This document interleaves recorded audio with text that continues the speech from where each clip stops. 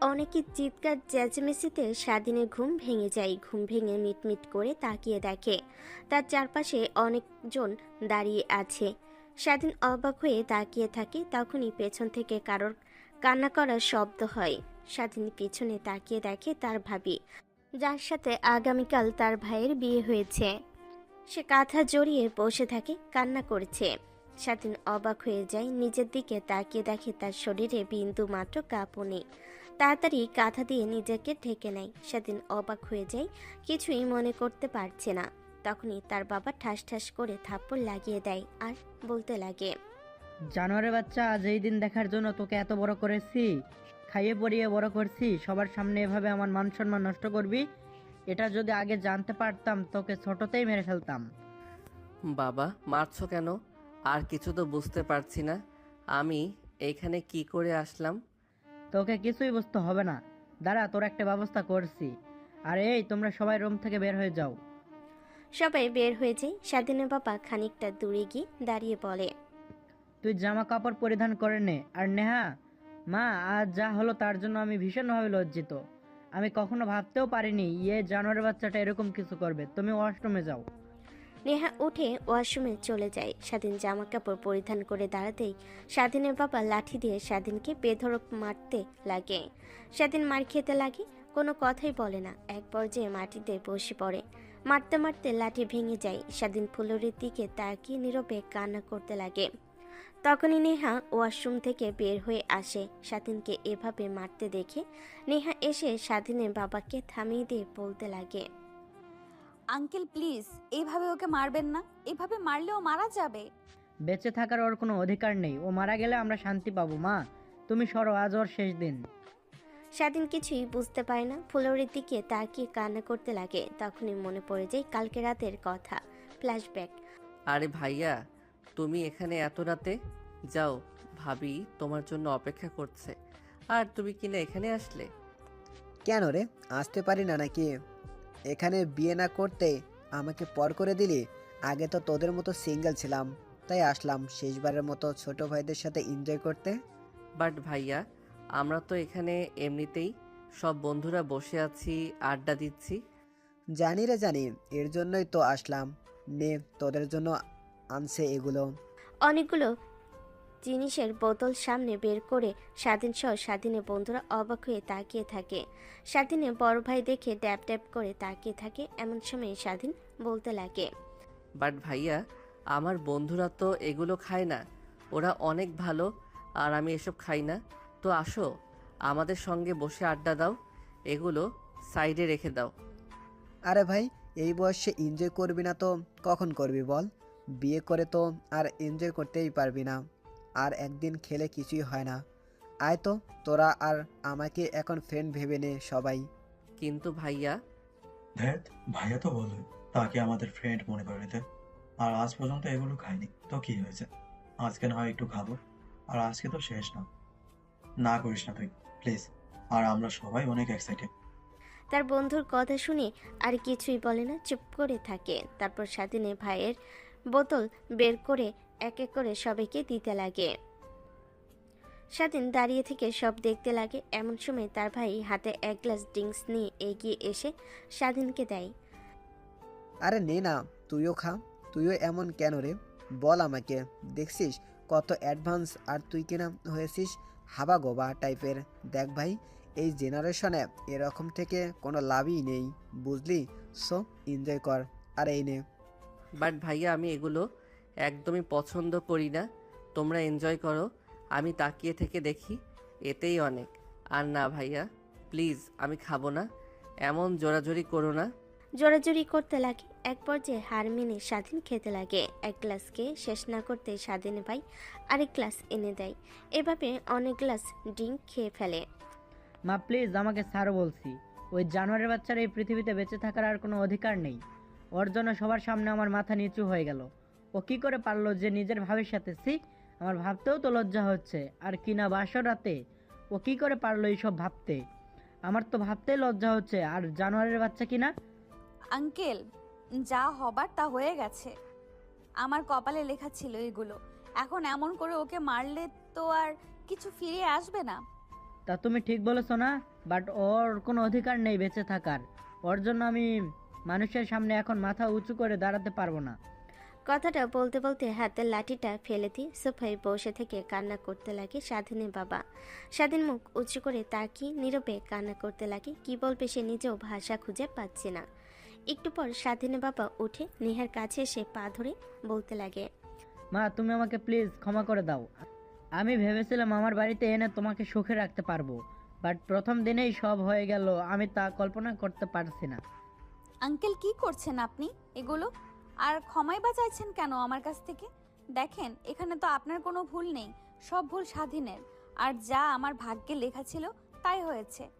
স্বাধীনের বাবা উঠে রাগীভাবে তার দিকে তাকিয়ে থাকে। তারপর গম্ভীর একটা নিঃশ্বাস ফেলে বলতে লাগে, মা, তুমি ওকে গোসল করতে বলো, আর তুমিও ফ্রেশ হয়ে দুজন একসাথে নিচে আসো।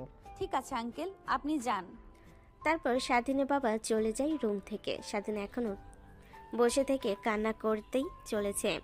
কিছুই যেন তার মাথায় আসছে না। কি দিয়ে কি হলো, আর কেনই বা তাকে মারছে। এমন সময় নেহা স্বাধীনের দিকে তাকায়। অনেক রাগ হতে লাগে, কিন্তু স্বাধীনের গা থেকে টপ টপ করে রক্ত দেখে অনেক মায়া হচ্ছে। তাই স্বাধীনের কাছে গিয়ে বলতে লাগে, কেন তুই এমনটা করলি? আমি তো তোর ভাবি ছিলাম, তোর ভাইয়ের বউ, যাকে কিনা নিজের বোন আর মায়ের মতো দেখতে হয়। আর তুই কিনা সেই, আমি অনেক ভালো ভেবেছিলাম তোকে। নিজের ছোট ভাইয়ের মতো দেখতাম তোকে, অনেক যত্ন করতাম, আদর করতাম। বাট জানতাম না যে তুই আমার দিকে খারাপভাবে তাকিয়ে থাকতে সব সময়। আপু প্লিজ বোঝার চেষ্টা করো। দেখো রাতে কি হয়েছে না হয়েছে, আমার কিছুই মনে নেই। আর বাবা মা আমাকে মারলো কেন তাও বুঝতে পারলাম না। আর শুধু এতটুকুই দেখে বুঝতে পারলাম, আমাকে আর তোমাকে একসঙ্গে দেখে হয়তো তারা ভিন্ন কিছু ভেবেছে। আর আপু প্লিজ ভুল বোঝো না আমাকে, আমি কিছুই বুঝতে পারছি না। সব যেন মাথার উপর দিয়ে যাচ্ছে। প্লিজ বুঝিয়ে বলবে আমাকে। স্বাধীনের কথা শুনে নিহার যেন রাগ মাথায় উঠে যায়। নিজের রাগকে আর কন্ট্রোল করতে না পেরে স্বাধীনের কাছে গিয়ে ঠাস ঠাস করে থাপ্পড় লাগিয়ে দেয়। স্বাধীন মাথা উঁচু করে নেহার দিকে তাকিয়ে থাকে আর বলতে লাগে, হাপু তুমিও? আর কি করেছি আমি? হ্যাঁ, স্বাধীনের কথা শুনে নেহার আরও রাগ হতে লাগে। বেলকনিতে চলে যায়। এমন সময় দরজার শব্দ হয়। স্বাধীন সেই দিকে তাকিয়ে তার বড় ভাই ঠোঁটের কোণে মিষ্টি হাসি বুঝতে পারে না। তখন তার ভাই এসে স্বাধীনের সামনে দাঁড়াতেই স্বাধীন বলতে লাগে, ভাইয়া প্লিজ বিশ্বাস করো, আমার কিছুই মনে নেই। আর কি হয়েছে আমি কিছুই বুঝতে পারছি না। প্লিজ অন্তত তুমি আমাকে ভুল বুঝো না। আমি তোকে ভুল বুঝতে যাব কেন? কারণ এইসব প্ল্যান আমারই। আমি তো তোকে প্ল্যান করে এসব করিয়েছি। হা হা হা হা। বুঝলি?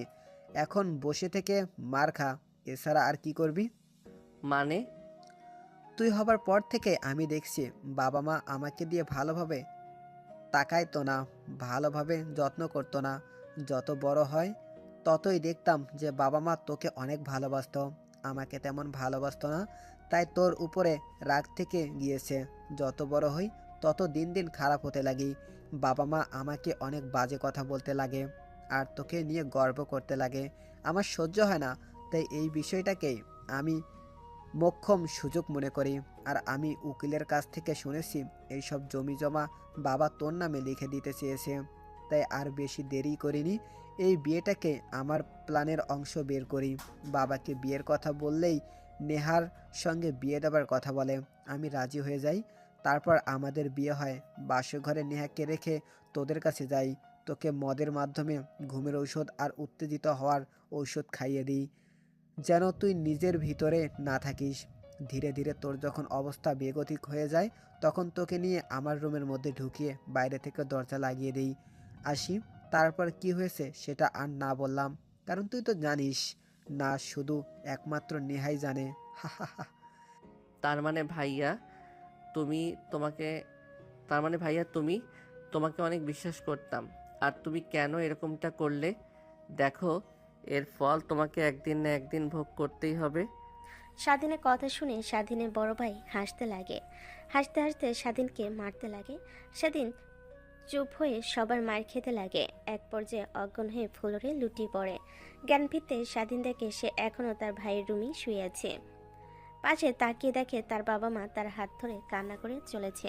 স্বাধীনের জ্ঞান ফিরতে দেখে সবাই উঠে চলে যেতে যাবে, এমন সময় স্বাধীন শুয়ে থেকে বলতে লাগে, মা, তুমিও আমাকে ভুল বুঝলে। আমি ভেবেছিলাম সবাই ভুল বুঝলেও তুমি আমাকে বুঝতে পারবে। চুপ কর তুই, তোর সাথে কোনো কথা নেই। এই যেই ছেলে নিজের মা বাবার মান সম্মান ধুলোয় মিশিয়ে দিতে একবারও ভাবে না, যে ছেলে তার নিজের ভাবিকে ধর্ষণ করতে পারে, সেই ছেলের কখনো আমার ছেলে হতে পারে না। আর হ্যাঁ, জ্ঞান ফিরেছিস, তোর অপেক্ষায় আছি। সবাই তাড়াতাড়ি গোছল করে নিচে আয়, সবাই বসে আছে।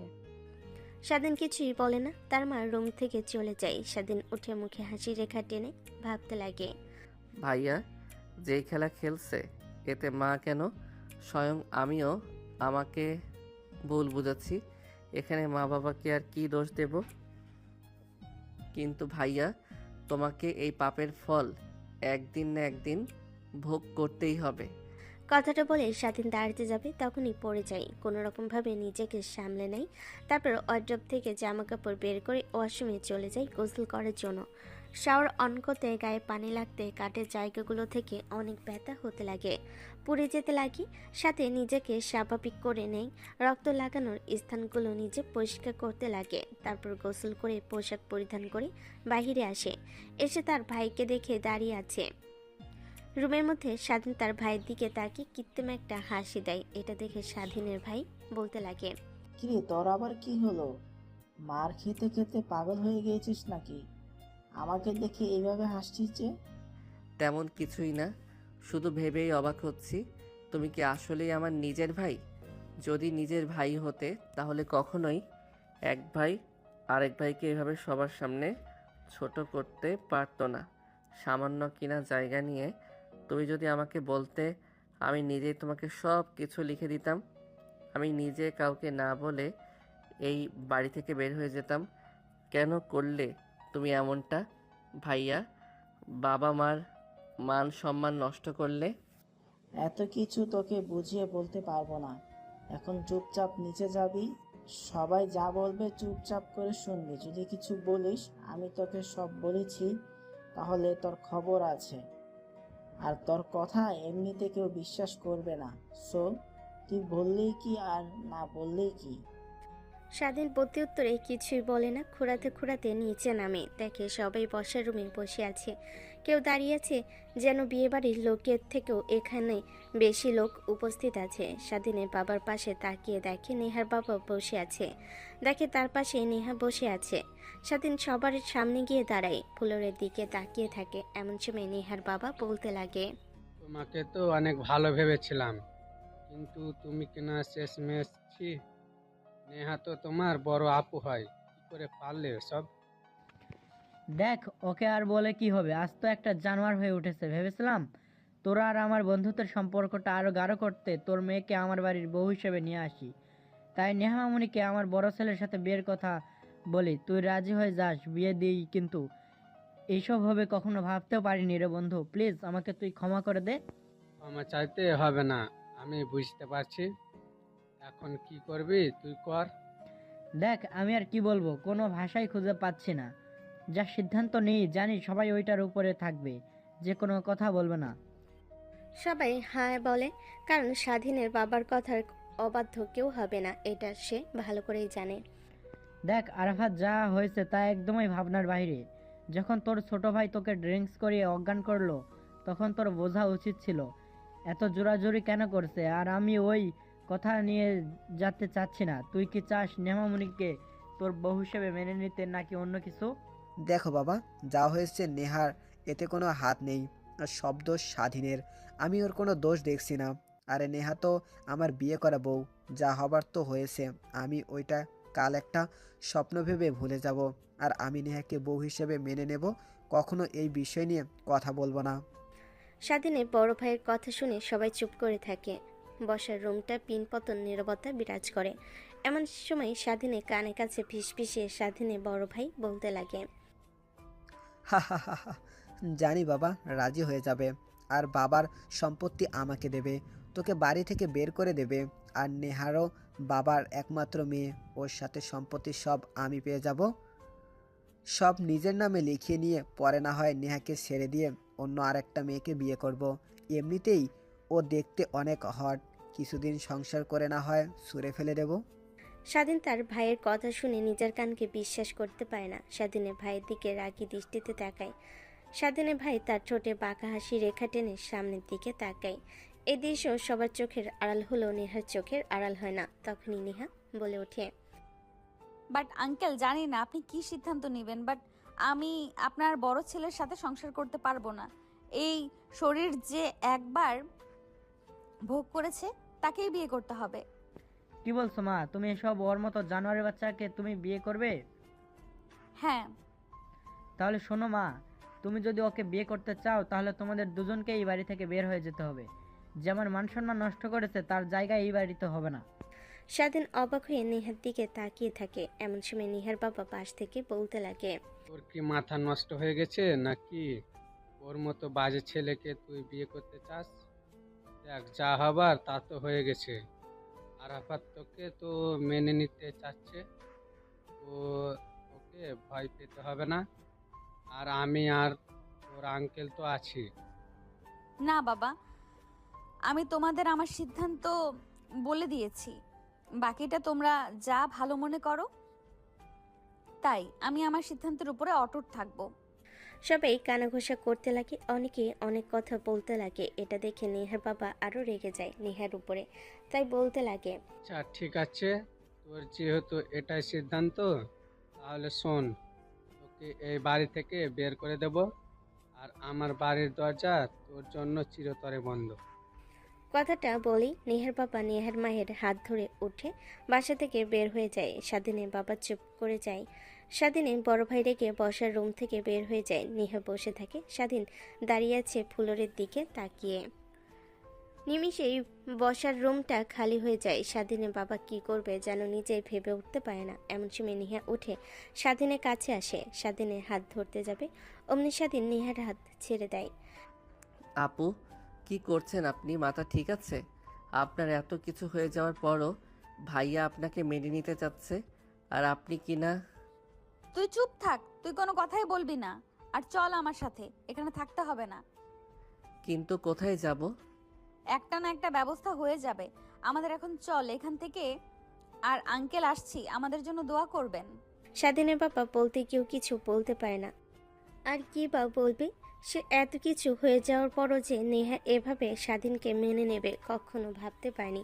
স্বাধীন অবাক হয়ে যাচ্ছে। বাসার বাহিরে আসতে নেহার হাত স্বাধীন ছেড়ে দিয়ে বলতে লাগে, বাট আমি আপনাকে বিয়ে করতে পারবো না। যা হওয়ার তা হয়েছে, ওইটা ভুল মনে করবেন। আর হ্যাঁ, আমি সব ইচ্ছা করে করেছি। আপনার দিকে আমার অনেক আগে থেকে লালসার দৃষ্টি ছিল, তাই নিজেকে আর বউ সাজে আপনাকে দেখে কন্ট্রোল করতে পারিনি। আর ভাইয়াকে মেনে নিয়ে সুখে শান্তিতে থাকেন, আমাকে নিয়ে ভাবতে হবে না। চুপ চুপ থাকবি তুই, বলছি না? আর একটা কথা বলবি না। চুপচাপ আমার সাথে বের হয়ে চল। কিন্তু আপু, বলেছি না, চুপ কর। একটা কথা বলবি না। আমি যা করি তুই তাই তাই কর। আর হ্যাঁ, আমি সব জানতে পারছি।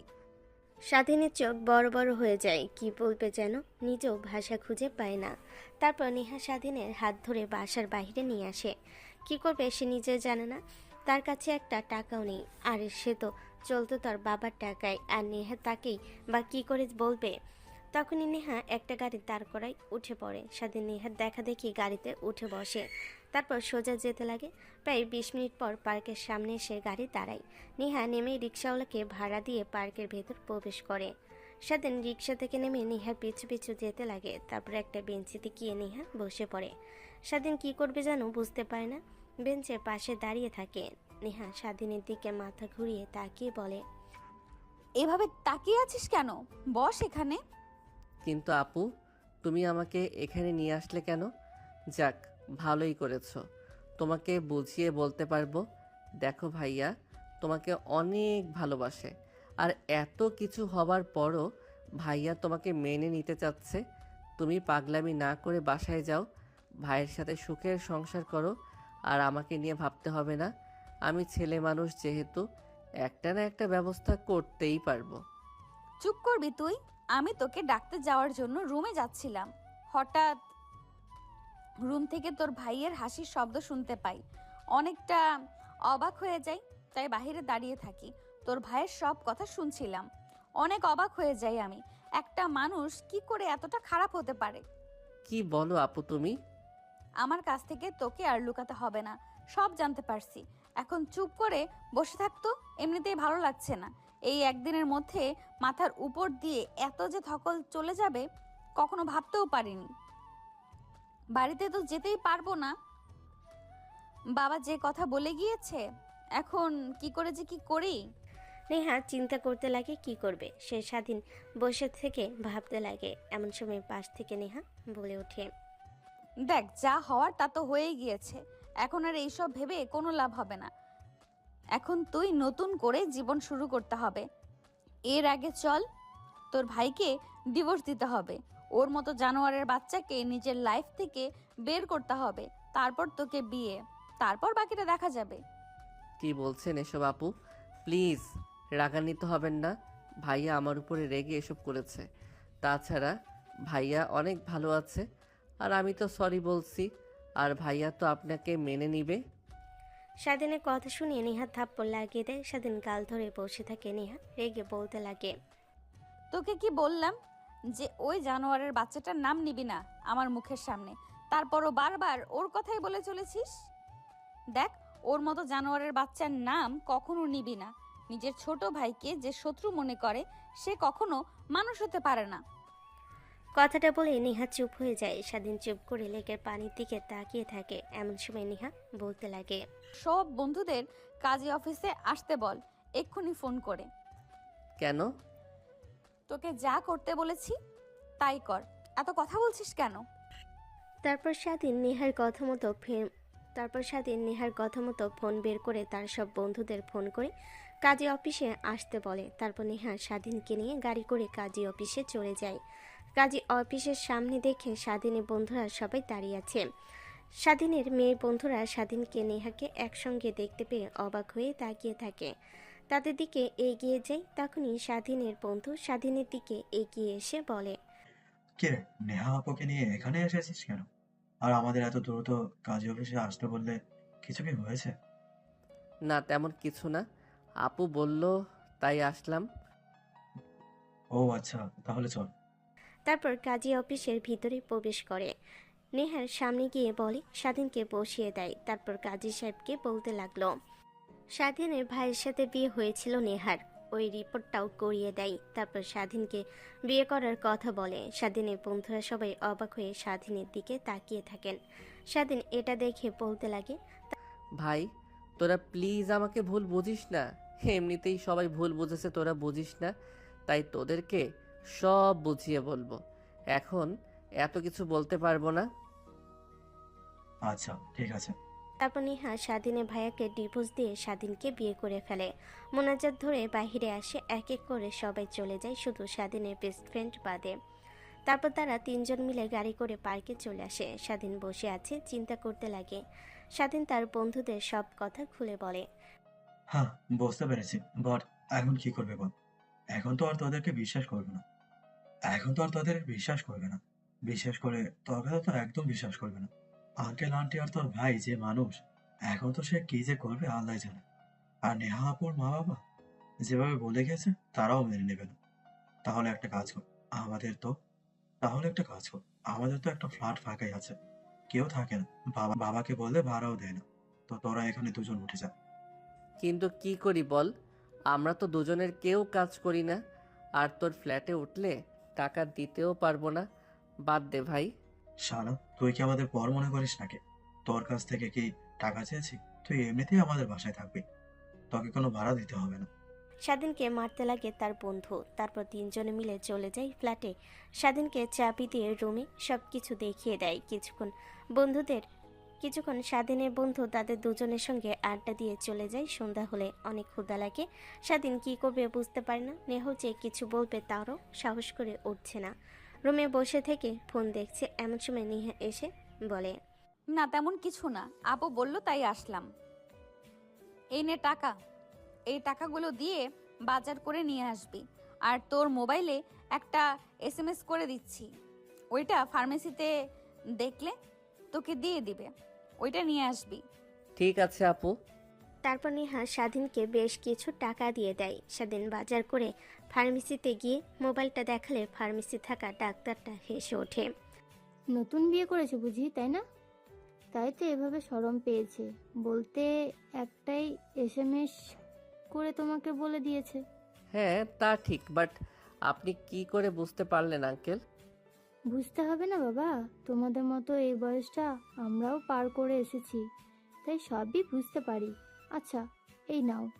তারপর চলে আসে, রিক্সা নিয়ে সোজা বাসে চলে আসে। দরজায় কলিং বেল দিতেই নেহা দরজা খুলে দেয়। স্বাধীনের হাত থেকে বাজার ব্যাগগুলো নিয়ে নেয়। স্বাধীন রুমে চলে যায়। তারপর তার বন্ধুদের সঙ্গে কথা বলতে লাগে। রাত হলে স্বাধীনকে নেহা খাবার খাওয়ার জন্য ডাকে। স্বাধীন খাবার টেবিলে গিয়ে বসে পড়ে। নেহা খাবার বেড়ে দেয়। স্বাধীন খাবার খেতে খেতে বলতে লাগে, আপু, তুমি এত সুন্দর রান্না করতে পারো তা তো আগে কখনো বলনি। সময় হয়ে ওঠেনি যে বলবো তোকে। এখন চুপচাপ করে খাবার খা, আর খাবার খাওয়ার সময় মোবাইল চালাতে হয় না, এটা রেখে দে।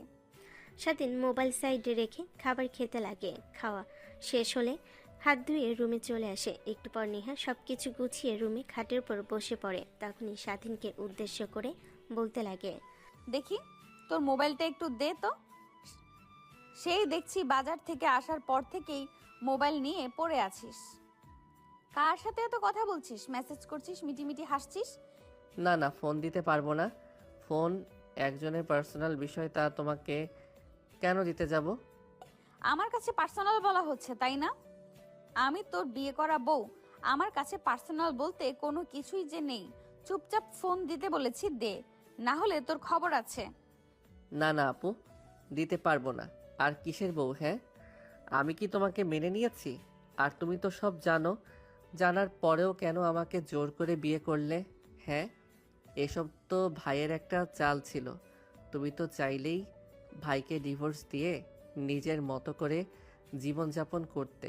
কেন আমাকে বিয়ে করলে? হ্যাঁ, নেশা করে হোক আর যেভাবেই হোক, তুই আমাকে ধর্ষণ করেছিস, তো তোকে পাপিষ্ঠ দেহ ভোগ করতে হবে।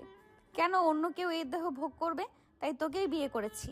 আর হ্যাঁ, ফোন চাইছি, দে, না হলে যে কি করব তা বলে বোঝাতে পারবো না। স্বাধীন দিতে রাজি হয় না। নেহা জোরাজুরি করতে লাগে। এক পর্যায়ে নেহা স্বাধীনের উপর উঠে পড়ে, জোরাজুরি করতে লাগে। জোরাজুরি করতে করতে নিজের অজান্তেই অনেকটা কাছে চলে আসে। নেহার শাড়ির আঁচল বুক থেকে সরে যায়, সেই দিকে কোনো ভ্রুক্ষেপ নেই। স্বাধীনের উপর উঠে মোবাইল নেবার জন্য চেষ্টা করতে লাগে। হঠাৎ খেয়াল হলে নেহা স্বাধীনের হাত থেকে ফোন কেড়ে নিয়ে নিজেকে স্বাভাবিক করে নেয়। শাড়ির আঁচল ঠিক করে নেয়। স্বাধীনের দিকে রাগীভাবে তাকিয়ে বলে, চুপ করে ওইখানে বসে থাক, আমার কাজ করা শেষ হলে তোকে ফোন দিয়ে দিব। স্বাধীন গোমরা মুখ হয়ে বসে থাকে। নেহা ফোন নিয়ে চেক করতে লাগে। আরও ততই অবাক হয়ে যেতে লাগে স্বাধীনের দিকে। মাঝে মাঝে রাগী দৃষ্টিতে তাকায়। স্বাধীন দেখে শুকনো ঢোক গিলতে লাগে। খানিকটা পর নেহা গিয়ে ফোন ফ্লোরে আছাড় মেরে ভেঙে চূর্ণ বিচূর্ণ করে ফেলে। স্বাধীন অবাক হয়ে তাকিয়ে থাকে নেহার দিকে। ফ্লোরে বসে ভাঙা ফোন হাতে নিয়ে দেখতে লাগে। আপু, এইটা আপনি কি করলেন? হ্যাঁ, ফোন ভেঙে ফেললেন কেন? আর এখন হাতে এত টাকাও নেই, কিভাবে ফোন কিনবো? আর বাবাকে তো বললে কখনোই ফোন কিনে দেবেই না। তোর বাবা কেন ফোন কিনে দিবে? হ্যাঁ, আমি আছি কি করতে? আর ফোনে এগুলো কি দেখলাম? এমনিতে তো ভালো মানুষের মতো ঘুরে বেড়াস, মনে হয় ইনোসেন্ট, কোনো মেয়ের সাথে মুখ তুলে কথা বলে না, বাট এগুলো কি? হ্যাঁ, কই আপু, কিছুই তো না। কি দেখলে তুমি যে এভাবে রেগে গেলে হঠাৎ? কি তাই না? সোনা বাবু, টিয়া, ময়না, এগুলো কি? হ্যাঁ, আর নিকনেম কি দেওয়া, মাই জান, তাই না? এখন আর কোনো জানটানি নাই। আমি তোর বিয়ে করাবো, আমি সব তোর, ময়না, টিয়া, জান, সোনা সব। যদি কোনো মেয়েকে আর এগুলো বলা কখনো শুনেছি বা দেখেছি, তাহলে ওই দিনই তোর শেষ দিন হবে, বুঝলি? সেটা তুমি বললেও তো পারতে, ব্লক করে দিতাম বা কথা বলতাম না। কিন্তু তুমি আমার এইভাবে স্বাদের ফোনটা ভেঙে ফেললে। এখন তো এটা কোনোভাবে ঠিক করাও যাবে না, যেভাবে ভেঙে ফেলেছো। ভালো করছি। আর হ্যাঁ, কোনোভাবেই ফ্যামিলির সঙ্গে যোগাযোগ করবি না, আর আমিও কন্ট্যাক্ট করব না। ফোন থেকে সিম কার্ড খুলে ফেলেছি। আচ্ছা, তা বুঝতে পারছি, বাট আপু এখন কি করব? ঢাকায় চলতে হলে অনেক অনেক টাকা লাগে, আর আমি তো কাজ করি না, তুমিও তেমন কোনো কাজ করো না, তাহলে কিভাবে কি হবে? আর বারবার আঙ্কেল যেভাবে রেগে আছে আমাদের, তা কখনোই মেনে নেবে না। তোকে তা নিয়ে ভাবতে হবে না। আপুর কোম্পানিতে আমার শেয়ার আছে, ইভেন আমি সব দেখাশোনা করি। আর বাবা কখনো আমাকে বের করে দিতে পারবে না। ওই কোম্পানির প্রায় 60% শেয়ার আছে আমার নামে। তো তুই তোর মতো লেখাপড়া কর, যখন যা লাগে আমাকে বলবি। বাট হ্যাঁ, একটা কথা, কোনো মেয়ের দিকে তাকাবি না। যদি আমি দেখেছি তাহলে তোর খবর আছে কিন্তু। আচ্ছা, ঠিক আছে। স্বাধীন বেলকনিতে চলে যায়। নেহা তার ব্যাগ থেকে ল্যাপটপ বের করে অফিসের কাজ করতে লাগে। স্বাধীন একটু পর রুমে এসে নেহাকে কাজ করতে দেখে রুম থেকে বের হতে যাবে, তখনই নেহা বলতে লাগে, কোথায় যাচ্ছিস তুই? হ্যাঁ, কোথায় আর যাবো আপু, রুমে যাচ্ছি, অনেক ঘুম পেয়েছে, ঘুমানোর জন্য। পাশের রুমে যেতে হবে না, এখানে আয়, এখানে শুয়ে পড়, আমার কোনো অসুবিধা নেই। না আপু, রাতে যদি আবার ভুল করে তোমার উপরে পা উঠিয়ে দেই বা যদি জড়িয়ে ধরি, তবু আবার তো তুমি আমাকে ভুল বুঝবে না? না, আমি পাশের রুমেই ঠিক থাকতে পারবো। স্বাধীনের কথা শুনে নেহা হেসে ফেলে। স্বাধীন হতভম্ব হয়ে নেহার হাসি দেখতে লাগে। তখনই নেহা বলতে লাগে, দেখ, মাথায় রাগ উঠিয়ে দিস না। আমি একা থাকতে ভয় পাই, আর এত বড় ফ্ল্যাটে কিনা দুজন মানুষ, তাও তুই থাকবি অন্য রুমে, ভয় পাবো। তুই পাশে শুয়ে থাকতে পারবি, মাঝখানে নিয়ে কোলবালিশ রেখে দেব। আর তাতেও যদি না হয় তাহলে তুই সোফায় কিংবা ফ্লোরে শুয়ে পড়। কথাটা বলে নেহা পুনরায় কাজ করতে লাগে। স্বাধীন নেহার কথা মতো তার পাশে শুয়ে পড়ে, মাঝখান দিয়ে কোলবালিশ রেখে দেয়, কাঁথা গায়ে দিয়ে ঘুমানোর চেষ্টা করে। এক পর্যায়ে ঘুমিয়ে পড়ে নেহা। অফিসের কাজ শেষ করে ল্যাপটপ সাইডে রেখে ঘুমাতে যাবে, এমন সময় স্বাধীনের দিকে চোখ যেতে নেহা এক দৃষ্টিতে তাকিয়ে থাকে। মাঝখান থেকে কোলবালিশ ফেলে দিয়ে স্বাধীনের কাছে গিয়ে স্বাধীনের বুকে মুখ গুজে দিয়ে ঘুমিয়ে পড়ে। পরের দিন সকালবেলা স্বাধীন ঘুম থেকে উঠে বুকের উপর ভারী কিছু অনুভব করে মিটমিট করে তাকিয়ে দেখে নেহা তাকে শক্ত করে জড়িয়ে ধরে ঘুমিয়ে আছে। স্বাধীন কী করবে বুঝে উঠতে পারে না। তখনই নেহা নড়ে চড়ে ওঠে। স্বাধীন ঘুমের অভিনয় করে চোখ বন্ধ করে থাকে। নেহা ঘুম থেকে উঠে নিজেকে স্বাধীনের বুকের উপর আবিষ্কার করে মুখ উঠিয়ে স্বাধীনের দিকে তাকিয়ে মনে মনে ভাবতে লাগে, নেহা, কি করছিস তুই এগুলো? আর ও তোর ছোট ভাই, যা করেছে ও নিজের মধ্যে ছিল না, তাহলে কেন ওর উপর এত? না, আর এত কিছু ভাবতে পারবো না। ও তো আমার বিয়ে করা স্বামী।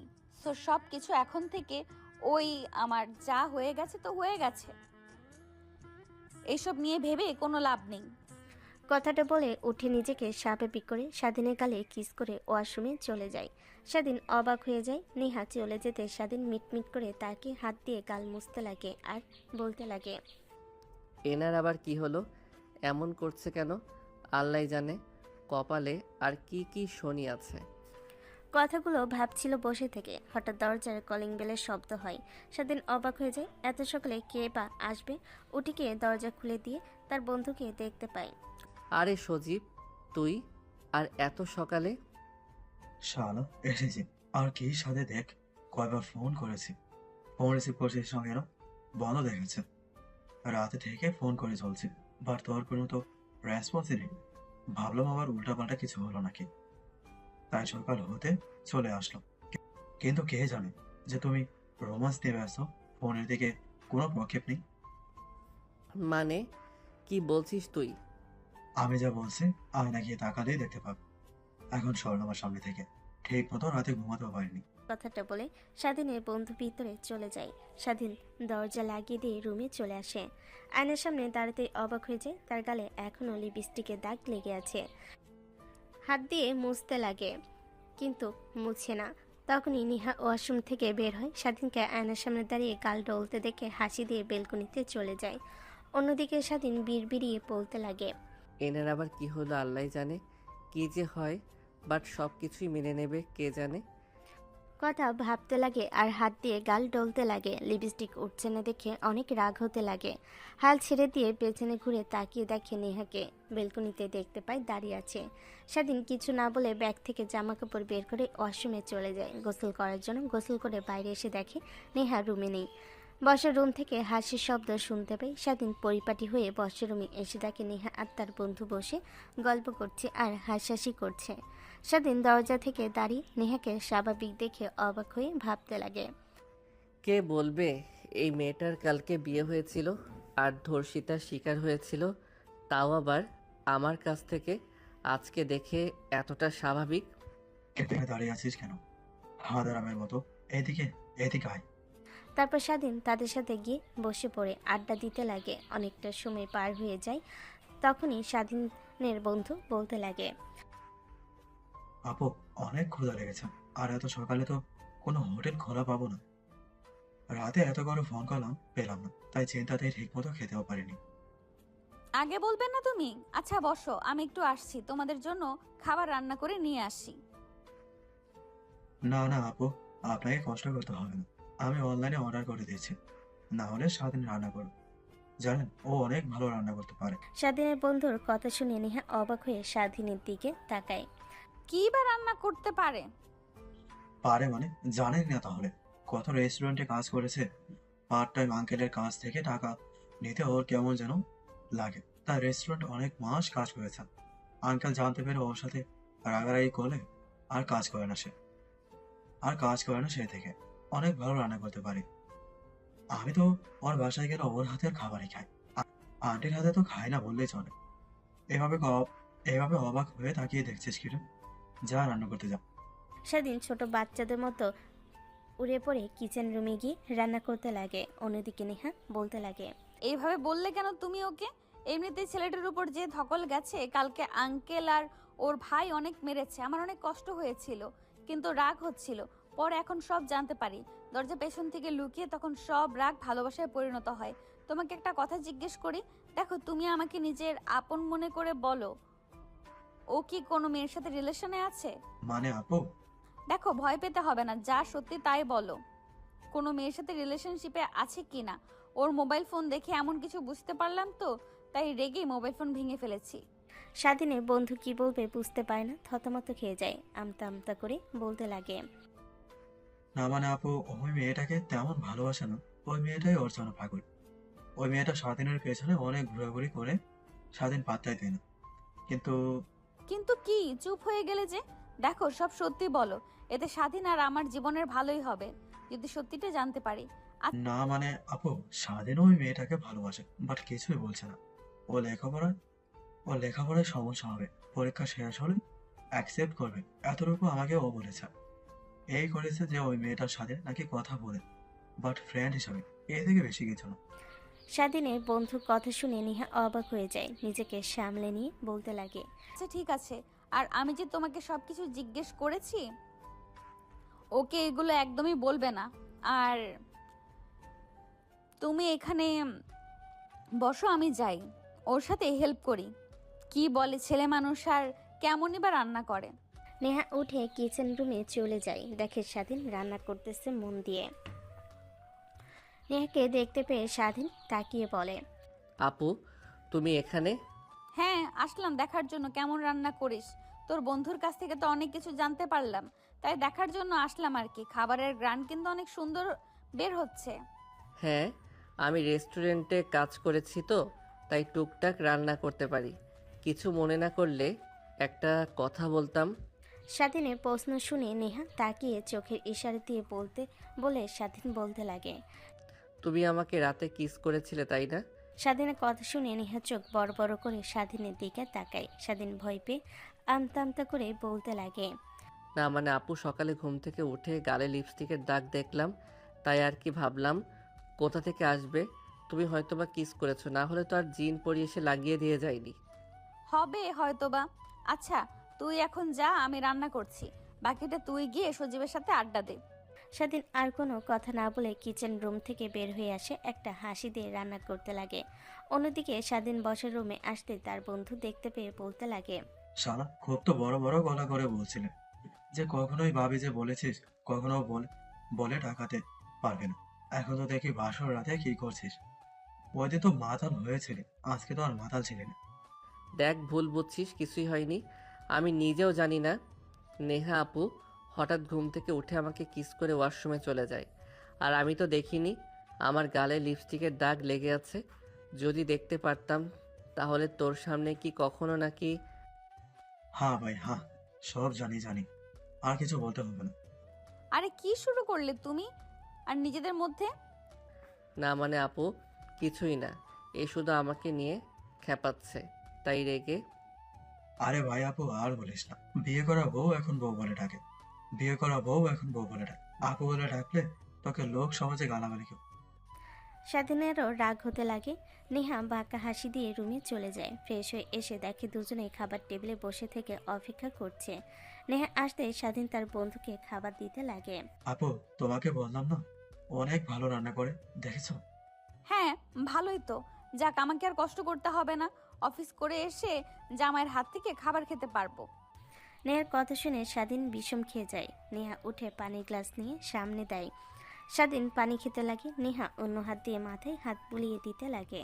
স্বাধীনের বন্ধু দেখে হাসি দিয়ে খাবার খেতে লাগে। খাওয়া দাওয়া শেষ করে তিনজনই বসে থেকে গল্প করতে লাগে। তখনই স্বাধীনের বন্ধু বলতে লাগে, স্বাধীন, আমার আপু, আপনারা থাকেন, আমাকে বাসায় যেতে হবে। মা আবার চিন্তা করবে। সকাল সকাল ঘুম থেকে উঠে চলে এসেছে, বাসায় বলে আসা হয়নি। আর আজকে কলেজে যেতে হবে, ইম্পর্টেন্ট ক্লাস আছে। আরে দাঁড়াও, আমিও যাব। আমাকে কলেজে যেতে হবে, আমার ইম্পর্টেন্ট ক্লাস আছে। না রে ভাই, তোকে যেতে হবে না, কালকে বিয়ে করেছিস, তুই একটা দিন বউকে সময় নে, তারপর না হয় যাস। আমি গেলাম আপু, আসবো আবার। শালা, যা চলে যা, আর যেন না আসিস। কথাটা বলে স্বাধীন তার বন্ধুকে দৌড়ানি দেয়। স্বাধীনের বন্ধু বাসা থেকে বের হয়ে যায়। স্বাধীন দরজা লাগিয়ে দিয়ে নেহার কাছে এসে বসে। তখনই নেহা স্বাধীনের দিকে ট্যাপ ট্যাপ করে তাকিয়ে থাকে। এটা দেখে স্বাধীন বলতে লাগে, আমি আবার কি করলাম আপু? আমার দিকে এমনভাবে তাকিয়ে আছেন যেন এক্ষুনি আমাকে জ্যান্ত গিলে খাবেন। তেমনটা হলে তো ভালোই হতো। আর সজীবকে বলে গেল শুনিসনি? আমাকে আপু বলতে নিষেধ করে গেল না, বউ বলে ডাকবে। তোকে দেখে অনেকটাই অবাক হচ্ছি। সবার সামনে অনেক ম্যাচিউর দেখাস, বাট ভেতর থেকে তো এখনো বাচ্চাদের মতোই রয়ে গেছিস। বন্ধুর সঙ্গে যেইভাবে মারামারি করছিলি, যেন তোর এখন বয়স 8-9 বছরের বাচ্চাদের মতো। ও, এই বিষয়ে? আরে আপু বাদ দেন না। ও এমনি, আর আমরা দুজনে একসাথে থাকলে মারামারি সব সময় করি। স্বাধীনের কথা শুনে রাগীভাবে তাকিয়ে থাকে। স্বাধীন কিছু না বলে রুমে চলে যায়। জানে যতই থাকবে ততই তাকে পচাবে নেহা। একটু পর রুমে আসে, দেখে স্বাধীন বসে থেকে বই পড়ছে। নেহা রেডি হতে লাগে। স্বাধীন কিছুই বলে না। নেহা রুমে পোশাক পরিবর্তন করতে যাবে, তখনই স্বাধীন চিল্লানি দিয়ে ওঠে। নেহা দেখে অবাক হয়ে পেছন ঘুরে তাকিয়ে স্বাধীনকে দেখতে পেয়ে বলে, কি হয়েছে, এমন করে চিৎকার দিলি কেন? মনে হয় যেন ভূত পেতনি দেখে ফেলেছিস। তা না হয় ঠিক, বাট তুমি আমার সামনে পোশাক চেঞ্জ করছো, তোমার শরম লজ্জা করছে না? লজ্জা পাবার কি আছে? হ্যাঁ, তুই তো আমার স্বামী, আর স্বামীর সামনে তো সবকিছু চেঞ্জ করা যায়। এমনিতে তুই পোশাক ছাড়াই আমাকে দেখেছিস। স্বাধীন রেখে বই সাইডে রেখে হেঁটে রুম থেকে বের হয়ে যেতে লাগে। আর নেহাকে উদ্দেশ্য করে বলতে লাগে, আর কত তোমাকে বলবো হ্যাঁ, যে ওই দিন রাতে যা হয়েছে তা আমার কিছুই মনে নেই, সব নেশার ঘরে হয়েছে। তারপরেও তুমি বারবার ওই রাতের কথাই টেনে নিয়ে আসছো। কথাটা বলে স্বাধীন রুম থেকে বের হয়ে নেহার রুমে গিয়ে বসে থেকে টিভি দেখতে লাগে। নেহা রেডি হয়ে ব্যাগ কাঁধে নিয়ে রুম থেকে বের হয়ে যায়। স্বাধীনের কাছে এসে বলতে লাগে, আমি অফিসে গেলাম, আর তাড়াতাড়ি চলে আসিস। অফিস যাবেন মানে? তোমাকে এত মানে বুঝতে হবে না। না মানে আঙ্কেল তো ভুলে গেল যে আপনি যেন তার বাসাতে না যান, তার অফিসে যেন না যান, তারপরেও যাচ্ছে। দেখেন, বিয়ে যখন করেছি আপনাকে, আমি একভাবে না একভাবে সংসার চালাতে পারবো। প্লিজ, আমি এটা নিয়ে আর কোনো বিবাদ সৃষ্টি করতে চাই না। আরে না, তেমন কিছুই না। তোকে তো আগেই বললাম যে কোম্পানি আমার নামে 60% শেয়ার আছে। আমার দাদুভাই মারা যাওয়ার আগে আমার নামে লিখে দিয়েছে। কোম্পানিতে আমার অধিকার আছে। আচ্ছা, চল না হয় তুই আমার সাথে বাসায় বসে থেকে কি করবি, এর থেকে বাইরে থেকে ঘুরে আসলি। স্বাধীন কিছু একটা ভেবে মাথা দিয়ে হ্যাঁ ইশারা করে, তারপর নেহার সঙ্গে যেতে লাগে। বাইরে এসে নেহা ফোন কল করলে 2 মিনিটের পর গাড়ি এসে সামনে দাঁড়ায়। নেহা উঠে পড়ে, নেহার পিছু পিছু গাড়িতে উঠে বসে, তারপর যেতে লাগে। এমন সময় ড্রাইভার বলতে লাগে, ম্যাম, বড় ম্যাম তো আপনার জন্য অনেক কান্না করছে। স্যার দেখলাম অনেক আপসেট হয়ে আছে। ও আচ্ছা, বাদ দাও, তুমি অফিসের দিকে যাও, ওইসব নিয়ে ভাবতে হবে না। হাই হাই, একটা কথা, বাবা মা কেউ যদি আমাদের অ্যাড্রেস জিজ্ঞেস করে কখনো কাউকে বলবে না। আচ্ছা ঠিক আছে ম্যাম। ড্রাইভার কিছু বলে না, গাড়ি চলছে তার আপন গতিতে। স্বাধীন বাইরের দিকে তাকিয়ে শুধু দেখে চলেছে, কিছু জিজ্ঞেস করবে তাও পারছে না। তখনই নেহার ফোন বেজে ওঠে। স্বাধীন তাকিয়ে দেখে নেহা ফোন কেটে দেয়। একের পর এক কল আসছে। নেহা ফোন বন্ধ করে ব্যাগে রেখে দেয়। স্বাধীন কিছুই বলে না। একটু পর একটা বিশাল কোম্পানির সামনে সে গাড়ি দাঁড় করায়। স্বাধীন আগে থেকে চেনে না। নেহা গাড়ি থেকে নেমে যেতে লাগে। স্বাধীন তার পিছু পিছু কোম্পানিতে আসলে সবাই নেহাকে ওয়েলকাম জানাতে লাগে। স্বাধীনকে সাথে দেখে অনেকটা অবাক হয়ে যায়। তারপর নেহা সবাইকে একত্রে করে মাইক হাতে নিয়ে সবার সামনে স্বাধীনকে তার হাজবেন্ড হিসেবে পরিচয় করিয়ে দেয়। সবাই অবাক হয়ে কানাঘোষা করতে লাগে। নেহা সেই দিকে কোনো তোয়াক্কা না করে তার কেবিনে চলে যায়। স্বাধীনকে নেহা তার পাশের একটা চেয়ার দিয়ে বসে থাকতে বলে। নেহা ল্যাপটপ ওপেন করে কাজ করতে লাগে। এক এক করে সবাই আসছে, নেহার কাছ থেকে সই নিয়ে চলে যাচ্ছে, আর স্বাধীনের দিকে বাঁকা দৃষ্টিতে তাকিয়ে আছে। দেখতে দেখতে অনেকটা সময় পার হয়ে যায়। নেহার সব কাজ শেষ করে স্বাধীনকে নিয়ে বাইরে বের হয়ে গাড়ি করে যেতে লাগে। স্বাধীন চুপ করে আছে দেখে নেহার অনেক খারাপ লাগে। এটা দেখে নেহা বলে, তোমার আবার কি হলো, এমন চুপচাপ আছো? রাতে মোবাইল ভেঙে ফেলার কারণে? না, তা না, এমনিতেই অনেক মুড আপসেট। যাদের সামনে আগে পরিচয় করিয়ে দিয়েছিলেন নিজের হবু হাজব্যান্ডের ছোট ভাই হিসেবে, তাদের সামনে আজ হাজব্যান্ড হিসেবে পরিচয় করিয়ে দিলেন, তাই নিজের কাছে অনেকটা খারাপ লাগলো। আমার জন্য আপনাকে অনেক নিচু হতে হলো। আমি ছেলে মানুষ, জানি আমার তেমন কিছুই হয়নি, বাট আপনার অনেক মান সম্মান চলে গিয়েছে। আরে বাদ দাও তো এইসব কথা, আমি তো ভুলে গিয়েছি। আর তুমিও সব ভুলে যাও, যত দ্রুত ভুলে যেতে পারবে ততই ভালো। কথাটা বলে নেহা হাসি দিয়ে ওঠে। স্বাধীন নেহার হাসি দেখে এক দৃষ্টিতে তাকিয়ে থাকে। একটু পর শপিং মলের সামনে গিয়ে গাড়ি দাঁড় করায়। স্বাধীন বাইরে তাকিয়ে নেহার দিকে তাকায়। নেহা নামতে বলে, তারপর দুজনে ভিতরে প্রবেশ করে। নেহা স্বাধীনের হাত ধরে মোবাইলের দোকানে নিয়ে যায়। স্বাধীন কিছুই বুঝতে পারে না। নেহাকে বলে, মানে আপু, তুমি এইখানে নিয়ে আসলে কেন আমাকে? আর মোবাইল ফোন কার জন্য কিনবে? স্বাধীনের কথা শুনে নেহা হাসতে লাগে। কি বলবে ভাষা খুঁজে পায় না, বিড়বিড়িয়ে বলতে লাগে, হায় খোদা, কি ছেলেকে বিয়ে করলাম রে! এ তো কিছুই বুঝতে পারে না, শুধু শরীরের দিক থেকে একটু বড় হয়েছে, বুদ্ধিতে যেন কিছুই নেই। এই ছেলে নিজের হবু বউকে ধর্ষণ করবে, কথাটা ভাবতেও কেমন যেন লাগছে।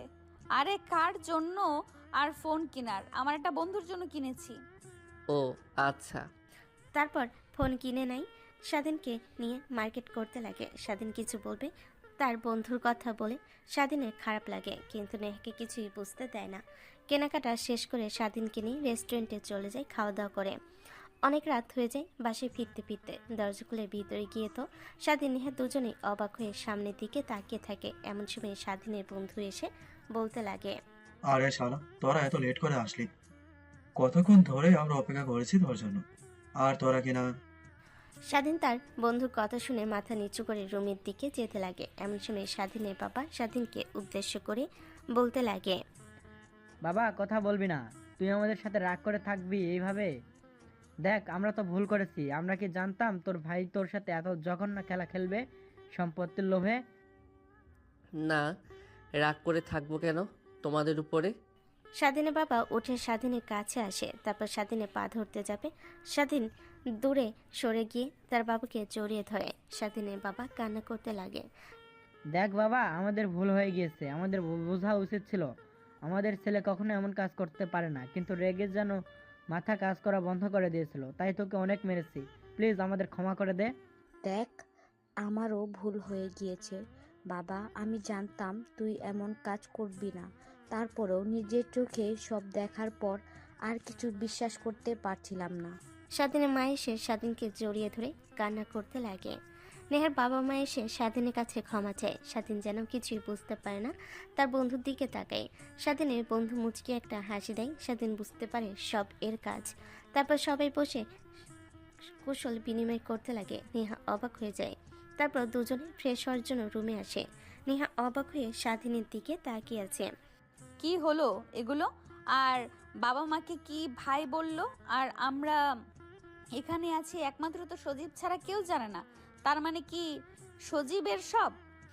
এমন সময় স্বাধীনের বন্ধু দরজার কর্নারে স্বাধীনকে আসতে বললে দেখে তার বন্ধু। তার মানে তুই এসব করেছিস? হ্যাঁ, আমি করেছি তোদের দুজনকে এভাবে কষ্ট পেতে দেখে আমার ভালো লাগছিল না, তাই আঙ্কেল আন্টিকে গিয়ে সব খুলে ফেলে। বলি, তারা কিছুই বুঝতে পারে না। যখন সব বোঝে, বলার পর সব দেখিয়ে দেওয়ার পর বুঝতে পারে। আর নেহাপুর বলা কথা আমি ভিডিও করে রেখেছিলাম, সেগুলো দেখলে তারা বুঝতে পারে। পরবর্তীতে ছাদে গিয়ে ড্রিঙ্কসের বোতল দেখে সব বুঝে ফেলে। তারপর তারা নিজের ভুল বুঝতে পেরে আমাকে জড়াজড়ি করতে লাগে তাদের কাছে নিয়ে আসার জন্য। তারপর তারা আসে এখানে। আমরা তো অনেকক্ষণ ধরে তাদের আসার জন্য অপেক্ষা করছিলাম। আর তোরা দুজন কিনা অনেক অনেক ধন্যবাদ তোকে। তোর ঋণ কিভাবে শোধ করবো আমি জানি না। ঋণ শোধ করতে হবে না। তোর শাড়িও নেই যে বিয়ে করবো। এখন আমার মা বাবাকে বলে আমাকেও নেহাপুর মতো সিনিয়র দেখে একটা মেয়ে খুঁজে বিয়ে করিয়ে দে, তাহলে তো তোর ঋণ শোধ হবে। কথাটা বলে স্বাধীনের বন্ধু রুম থেকে চলে যায়। নেহা স্বাধীন দুজনে হাসতে লাগে। তারপর ফ্রেশ হয়ে বাইরে আসে, সবার সঙ্গে কথা বলে খাওয়া দাওয়া শেষ করে নেয়। আচ্ছা বাবা, অনেক তো রাত হলো, এখন চল আমাদের সাথে। কোথায়? কোথায় আর যাবে, নিজের বাসায় চল বাবা। স্বাধীন কি বলবে বুঝতে পারে না। নেহা মাথা দিয়ে হ্যাঁ ইশারা করে। তারপর স্বাধীন নেহা দুজনে রেডি হয়ে তার মা বাবার বাসায় চলে আসে। স্বাধীন তার রুমে গিয়ে এলিয়ে দিয়ে খাটের উপর শুয়ে পড়ে। নেহা ওয়াশরুমে চলে যায় ফ্রেশ হওয়ার জন্য। ফ্রেশ হয়ে স্বাধীনকে শুয়ে থাকতে দেখে বলে, এখন তো খুশি, আর অনেক অনেক ধন্যবাদ। তোর বন্ধু কে না থাকতো আজ এত সহজে এসব কখনোই হতো না। তা ঠিক বলেছ। কথাটা বলে স্বাধীন চলে যায়। ফ্রেশ হয়ে বাহিরে বের হয়। খাটের উপর শুয়ে থেকে ঘুমের নিঃশ্বাস ফেলে। নেহার দিকে তাকিয়ে দেখে নেহা ড্রেসিং টেবিলের সামনে বসে থেকে সাজগোজ করছে। স্বাধীন এটা দেখে হাসি দিয়ে বলতে লাগে, সবাই আমাদের দুজনকে নিয়ে অনেক কিছু আশা করছে আপু, আমাদের উচিত তাদের সব কিছু বলে দেওয়া। মানে কি বলবো? এই যে আমরা একে অপরকে ভালোবাসি না, আর যা হয়েছে সব ভুল বোঝাবুঝির জন্য। আর আমি জানি কখনোই তুমি আমাকে মেনে নেবে না নিজের হাজবেন্ড হিসেবে। সব মেয়ে চায় যে তার থেকে ম্যাচিউর কোনো ছেলে, আর আমি বাচ্চাদের মতো। নেহা স্বাধীনের দিকে রাগীভাবে তাকালো। স্বাধীন বুঝতে পারে না নেহা স্বাধীনের কাছে এসে স্বাধীনের উপর উঠে বসে। দুহাত দিয়ে গলা চেপে ধরে বলতে লাগে, আমি তোকে সব বলেছি। হ্যাঁ, যে তুই এসব বলেছিস, আর আমি তো তোকে স্বামী হিসেবে মেনে নিয়েছি। ওটা তুই তো মেনে নিসনি। কোনো মেয়েকে নিয়ে যেন ভালোবাসার স্বপ্ন দেখেছিস, ঘর বানানোর, তাই তো? তার উপরে আমিও জোর খাটাচ্ছি না। এখন আর না, এখন তো পরিবারও মেনে নিয়েছে। এখন দেখবো কোন মেয়ের দিকে তুই তাকাস, তারপর ওই মেয়েকে, তারপর তোর চোখ একদম উপড়ে ফেলবো। আর মিথ্যে বলতে হবে না বাবু, আর ছাড়ো আমাকে। তুমি তো তোমার প্রিয় মানুষের জন্য সব কিনেছো, পোশাক আশাক, মোবাইল ফোন। আমি ভালো করেই জানি, আমাকে বোঝাতে হবে না, আমি ছোট বাচ্চা নই। হায় আল্লাহ, তুই এখনো ছোট বাচ্চাই রয়েছিস। তোর বুদ্ধি বলতে কিছুই হয়নি। নিজেই তো দেখলি তোর পছন্দ মতো ফোন কিনলাম, তোর পছন্দ মতো সব জামা কাপড় কিনলাম, আর তুই বলছিস আমার ফ্রেন্ডের জন্য? হাদারাম, আমার ফ্রেন্ড একটাও নেই। ছেলে ফ্রেন্ড সব তোর জন্যই কিনেছি। কি? শালা কুত্তা। কথাটা বলে নেহা স্বাধীনের উপর ঝাঁপিয়ে পড়ে। তারপর তারা হারিয়ে যায় ভালোবাসার কত গভীরে, যা আমাদের আর না জানলেও চলবে।